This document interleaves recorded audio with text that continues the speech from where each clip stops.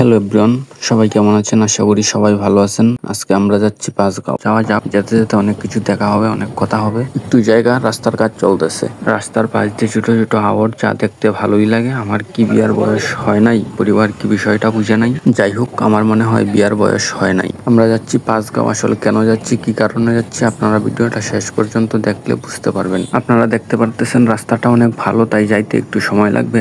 আমার বন্ধু ইয়ামা গাড়ি নিয়ে এমন ভাব নিতেছে যে আমরা জীবনে কোনোদিন গাড়ি চালাইবো, দূরের কথা গাড়িতে উঠিই নেই। আর এই ভালো রাস্তাটা হচ্ছে কলমাকান্দা টু পাঁচগাঁও। এটা হচ্ছে বর্ডার এরিয়ার রাস্তা, যে রাস্তায় ড্রাইভিং করে আপনি শান্তি পাবেন। বর্ডার এলাকার রাস্তা দেখতে অনেক সুন্দর হয়, এটা আমরা সবাই জানি। আমার ডান পাশ দিয়ে একটি রাস্তা চলে গেছে, যে রাস্তাটা দিয়ে যাওয়া যায় পাঁচগাঁও চন্দ্রডিঙ্গা। এবং এই চন্দ্রডিঙ্গা জায়গাটাকে দেখতে বাংলাদেশের বিভিন্ন প্রান্ত থেকে মানুষ এসে থাকে। চন্দ্রডিঙ্গা 0 পয়েন্ট, ওই জায়গাটাকে নিয়ে আমি অন্য একটা ভিডিও দেওয়ার চেষ্টা করবো, যদি আপনারা বলেন তাহলে। পাহাড়ি রাস্তা এবং পাহাড়ি এলাকা দেখতে অনেক সুন্দর হয়, যা দেখলে আপনি মুগ্ধ হবেন। আর পাহাড়ি এলাকায় আসার পর আপনার দুঃখে কষ্টে ভরা মন এমনিতেই ভালো হয়ে যাবে। আর আমরা যে জায়গাটায় যাচ্ছি ওই জায়গাটার নাম হচ্ছে চন্দ্রডিঙ্গা 0 পয়েন্ট, পাহাড়তলি পাঁচগাঁও। আসলে এই জায়গার যাওয়ার একটি অন্যতম কারণ হচ্ছে এই জায়গায় একটি বড় ঝর্ণা আছে। আসলে ইদানিং রোদের কারণে তাপমাত্রা অনেক বৃদ্ধি পেয়েছে, তাই আমরা বন্ধু বান্ধব মিলে ঠিক করলাম ঝর্ণায় গোসল করতে যাব। আমাদের কাছে মনে হচ্ছে ঝর্ণায় গোসল করার পরে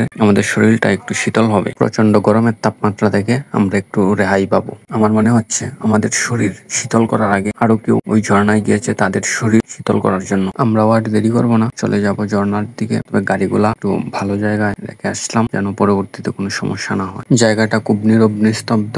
আসলে এই জায়গায় মানুষের চলাচল খুবই কম। আপনারা যদি আসেন কখনো, তাহলে খুব সাবধানতা অবলম্বন করে আসবেন এবং চোখ কান সবসময় খোলা রাখবেন। আমরা একটু সময় এই জায়গায় দাঁড়িয়েছিলাম, হঠাৎ করে কিসের আওয়াজ শুনতে পেলাম। দেখলাম যে আমাদের মতোই কিছু লোক ওই ঝর্ণায় যাওয়ার জন্য আসছিল, কিন্তু তারা ভুল করে অন্য রাস্তায় চলে গিয়েছিল। আপনারা যে রাস্তাটা দেখতে পারতেছেন, এই রাস্তাটা হচ্ছে ইন্ডিয়ার কাঁটাতারের ভিতরে, ইন্ডিয়ার বর্ডারের পাশ দিয়ে চলে গেছে। রাস্তার নিচ দিয়ে যে ছিদ্রগুলো আপনারা দেখতে পারতেছেন, এই ছিদ্রগুলা দেওয়া হয়েছে পাহাড়ি ঢল আসার জন্য। কিন্তু এই ছিদ্রগুলা আমরা বিভিন্ন কাজের জন্য ব্যবহার করে থাকি। টিলার উপরে আপনারা একটা ঘর দেখতে পাচ্ছেন, এই ঘরে বিএসএফ থাকার কথা কিন্তু নেই, যার কারণে আমরা ভিতরে ঢুকতে পারছি। এই জায়গাটা নীরব এবং নিস্তব্ধ। আপনারা যদি কখনো 1-2 জন আসেন, তাহলে আমি নিশ্চিত ভাবে বলতে পারি আপনারা ভয় পাবেন। আমরা যে জায়গায় অবস্থান করছি এই জায়গাটা ইন্ডিয়ার কাঁটাতারের বেড়ার অনেকটা ভিতরে। এই জায়গায় আসাটা কখনো নিরাপদ না। আমার ভিডিও দেখে যদি কেউ কখনো আসেন, তাহলে অবশ্যই এলাকার কাউকে সাথে নিয়ে আসবেন, না হলে আপনার যে কোনো সময় যে কোনো ধরনের দুর্ঘটনা ঘটতে পারে। যদিও পাহাড়ি এলাকা অনেক সুন্দর,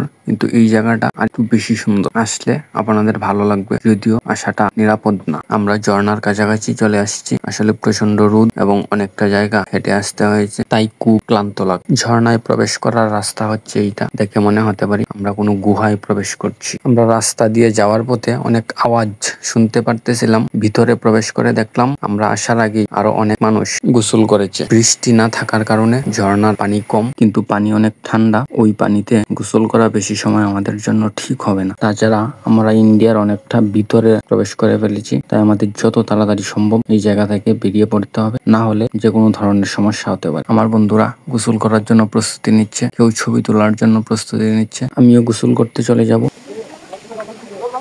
ওইদিকে আমার বন্ধু গামছা পরে দাঁড়িয়ে আছে, সে ছবি তুলতে পারতেছে না। ভিডিওটি ভালো লাগলে লাইক, শেয়ার, কমেন্ট করে পাশে থাকবেন।